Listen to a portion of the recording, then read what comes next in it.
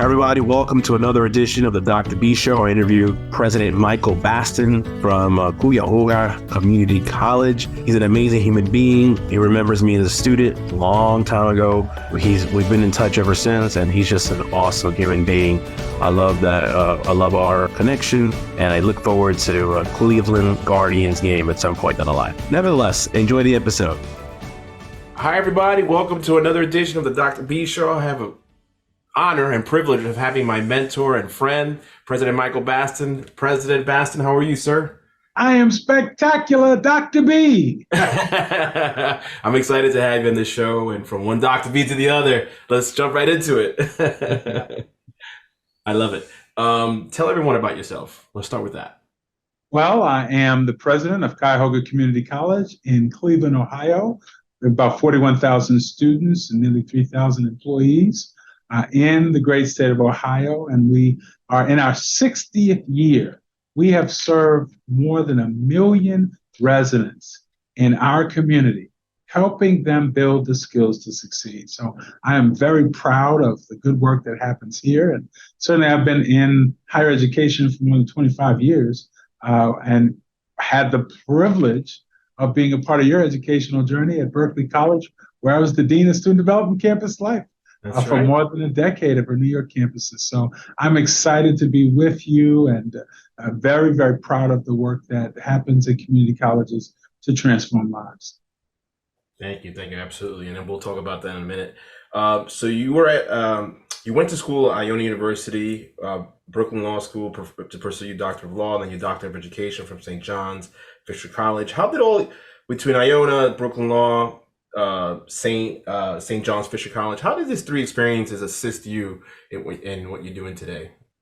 Well, education has been such an important part of my life because I had the opportunity to grow and to think and to discover. And so when I was a student at Iona University, I was active in student government, active in the Council of Multicultural Leaders, active in paralegal studies and political science, because I knew I was going to go to law school. And so I was able to build a love, care, and concern for the things that matter to college students. Recruitment and retention of students of color, as an example, faculty hiring and diversifying the faculty, curriculum development, so that the story of higher education could be more inclusive about the experiences of all people, but most specifically people from African descent.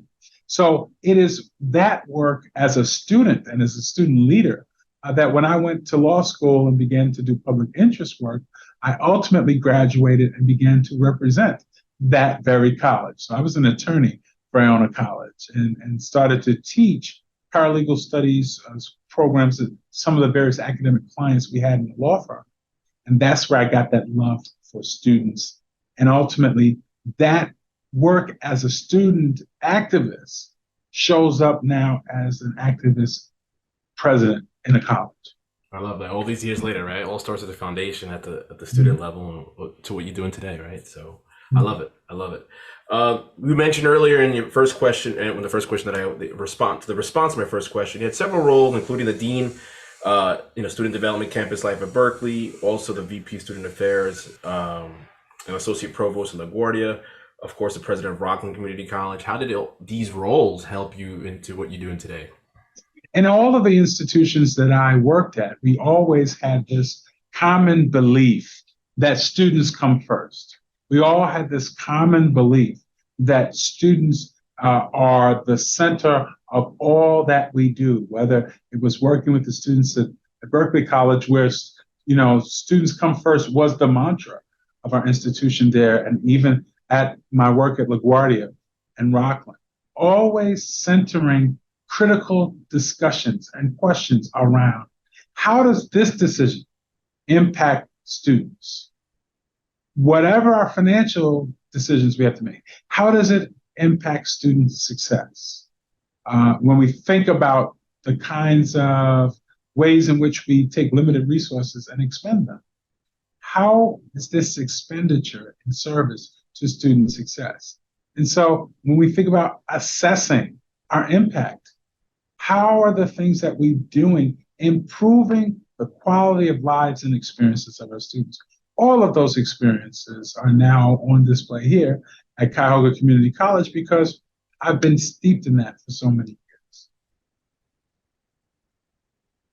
I love it. And then firsthand, I could, when I was a student at Berkeley College, you did an amazing job. So kudos to you. Well, I always love the students.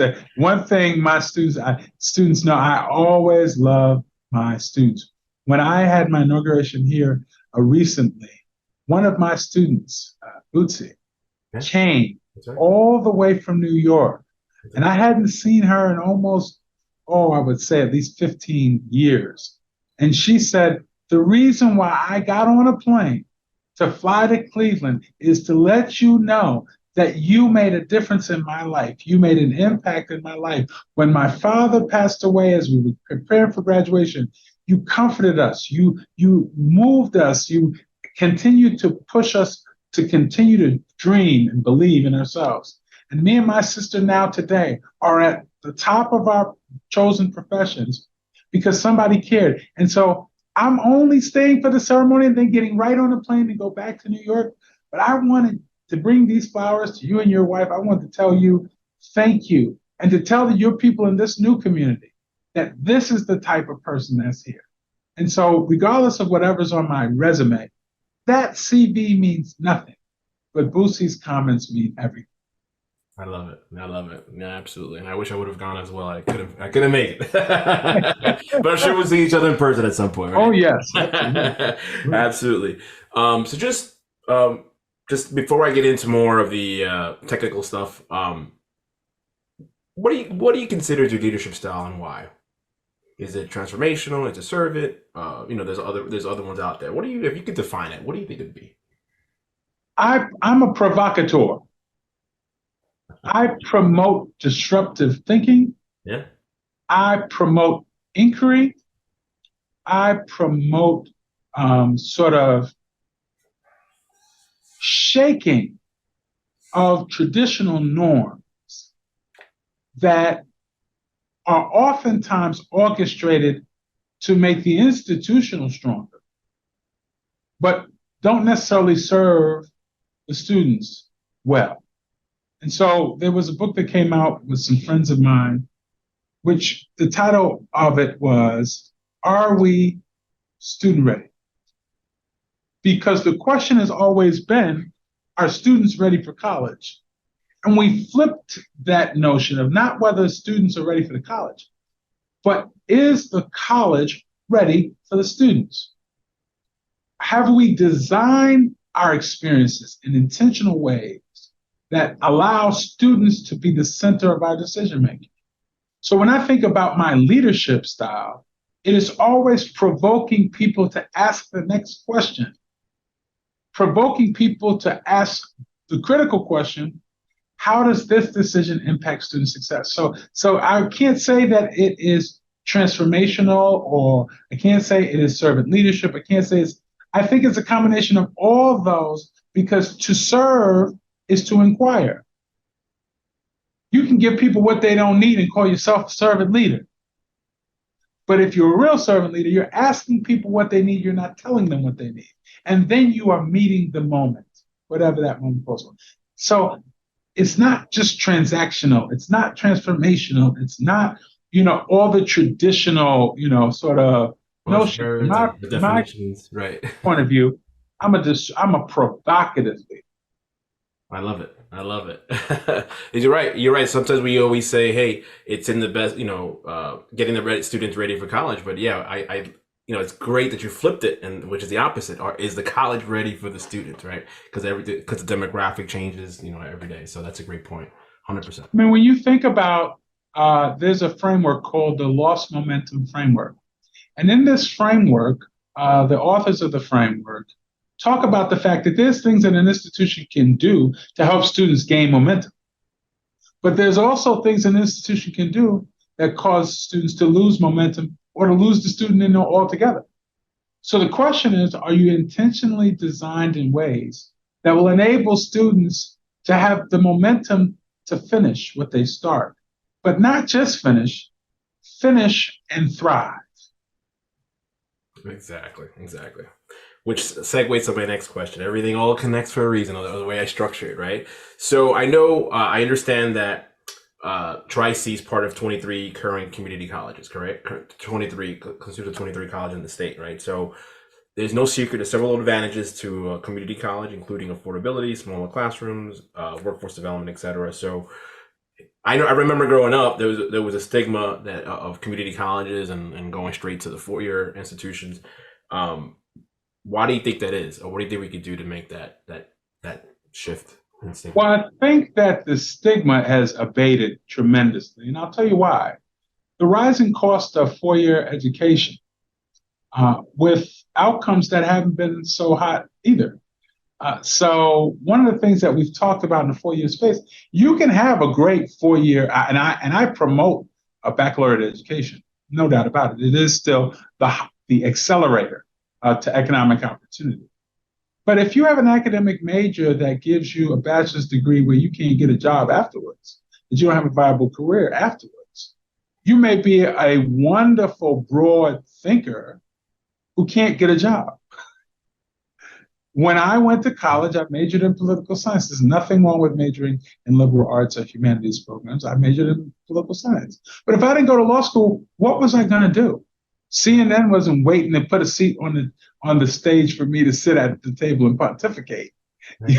Exactly. At the end of the day, I was not well served with a degree that didn't then have as a companion the kinds of experience, work-based learning that then would make me marketable post the reception of the degree.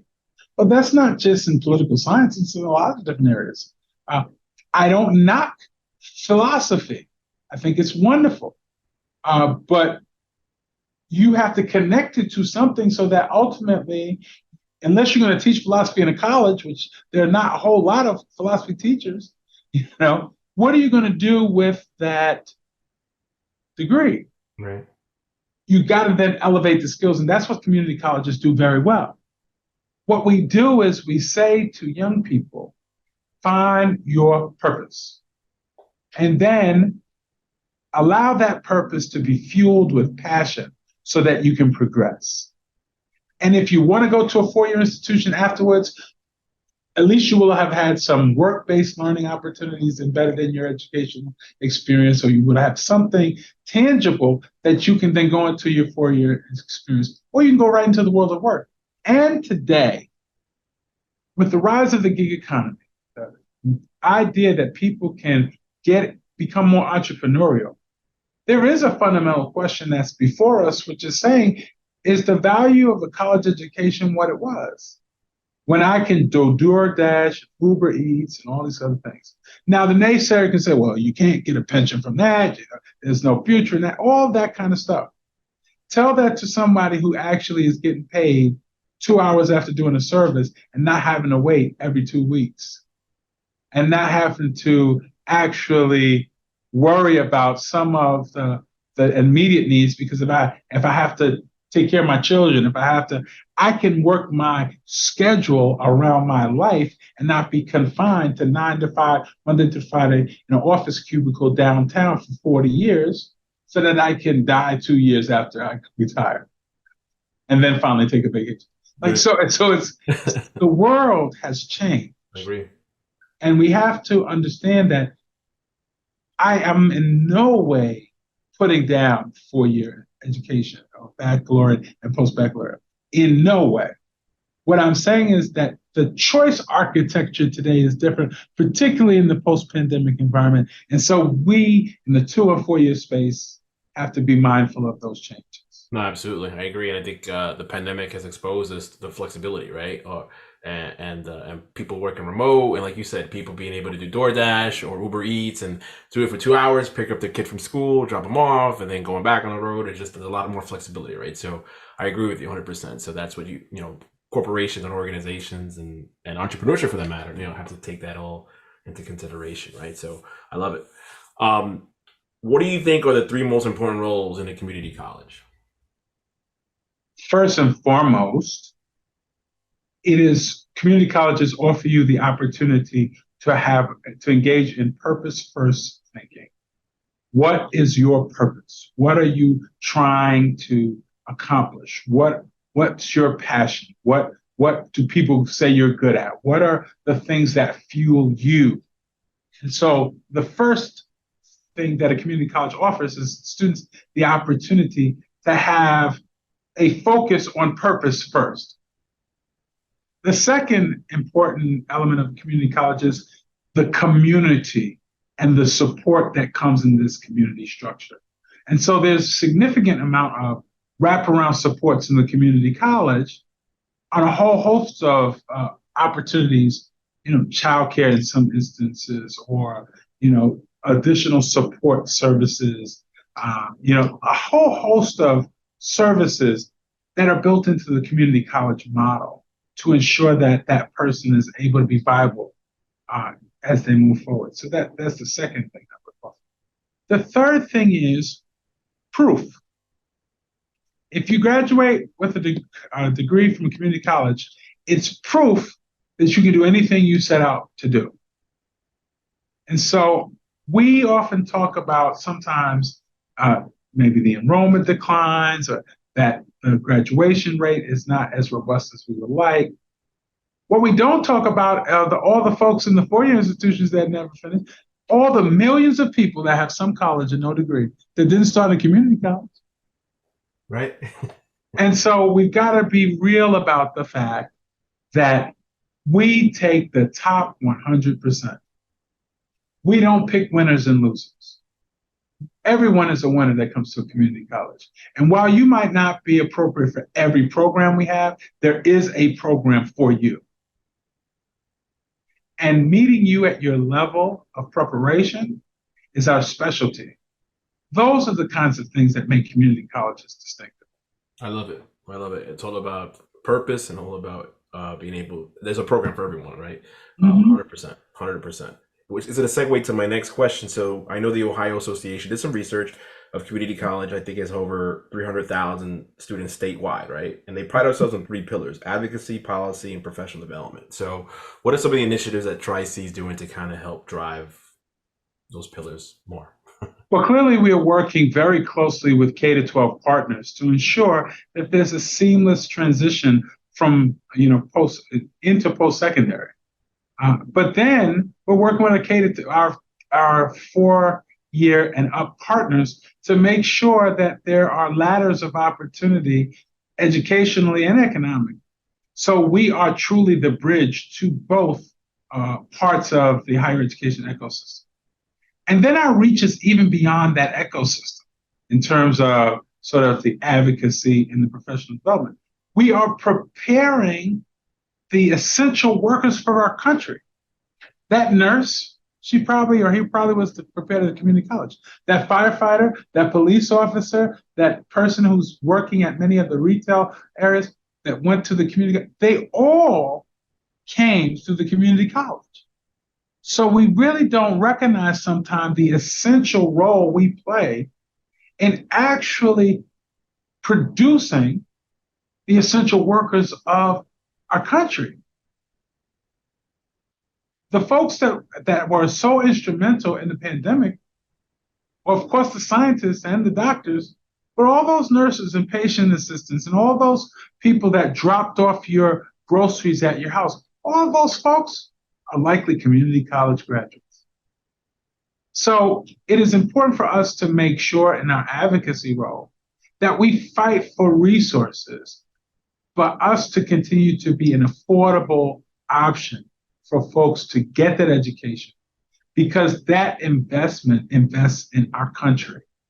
It is important for us to really think about how we are trying to make sure that the policies of our country take into account the contribution that we can make. We're thinking deeply about how we are that pathway of perpetual professional development, because you can get a degree, but you'll need post-baccalaureate certificates, and you know where you get them from? Quality programs at a price you can afford, your local community. 100%. Well said. Well said. We're wrapping up a little bit. So one of my final questions is, what advice would you give a student 17, 18, or even just a couple of years out and trying to come back in, why go the route of the community college first? If you are interested in being economically judicious, at the same time desiring quality, and at the same time wanting the level of flexibility so that you can thrive, the community college is the place for you because we have multiple modalities. You can come in person, you can come online, you can do hybrid. You can come in the morning, the midday, the afternoon, the evening, the weekend. You can come for a few courses, you can come for a whole program. That flexibility is critical because you have your education your way at a community college. So I would say to that young person, what are your goals? What are your plans? What actions are you taking? And then I would highlight for them all the ways the community college can help them make their goals even more sharp, make their plans even more clear, make their actions even easier. That's the power of the community college, because the community is our middle name. For our institution, Cuyahoga Community College, every employee understands our goal, that we provide an intentional, supportive community for every student through every program in every zip code so that they will have the skills to succeed. And if you talk to my staff, it doesn't matter what area they're from, they will say every student, every program, every zip code. I love it. I love it. Well said. Well said. Where can people find more information about you or the college, or reach out to you? How can they reach out to you? Certainly, I am heavily on social media. So if you go to my LinkedIn page, you'll see lots of postings of what we're doing. We're constantly, traveling not only through our state, but around the country, helping educational institutions and communities make the connection. We really believe in a connected community. And of course, you can come to our website at tric.edu. That's tric.edu, where you can learn more about our institution. We are not just a local community college. We have students from all over the country and around the world. And those students are taking online courses in New York and Maine and Florida and Texas. So we do have a wide audience that wants that quality education at an affordable price that will unlock their potential and lead them to their dreams. What are your goals? What are your dreams, right? And then you help them every step of the way, at least in the foundation, right? President Baston, it's a pleasure having you on my show. Time flies, you're having fun. It's already almost 30 minutes. Dr. B, can I just say this one last thing? Absolutely. I am so proud of you. I am so excited about what you have been able to accomplish in your life. You were an extraordinary student at Berkeley College. You are an extraordinary person. I've had the opportunity to see all the good things that you're involved in, the ways that you are contributing to building the knowledge of people. And so I couldn't be prouder to look at you, to listen to you, and to know that the hard work you put in as an undergraduate have paid off in so many ways. Congratulations to you for all your success, everything that you're doing. Thank you. Thank you for being a boy. Thank you. Thank you for sharing this time with all of us. You're making a difference, and we appreciate you. Thank you. Trying to make an impact, right? And we're still growing. You and I are still growing. President Baston, everybody. Thank you so much. Hi, everybody. Hope you enjoyed the episode with President Michael Baston from Cuyahoga Community College. And trust me, I'm going to make it one day to Cleveland for our Cleveland Guardians game. Hope you enjoyed the episode. And remember, transform your way to success, baby.